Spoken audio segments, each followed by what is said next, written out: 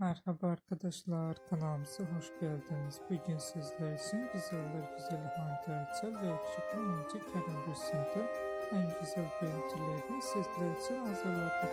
Kerem Bürsin ve Hande Erçel çifti Sen Çal Kapımı dizisinde Eda ve Serkan karakterlerine hayat vermişler.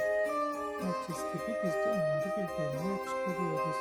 Biz de sizler için onların en güzel ve en romantik fotoğraflarını hazırladık. Bu videoları da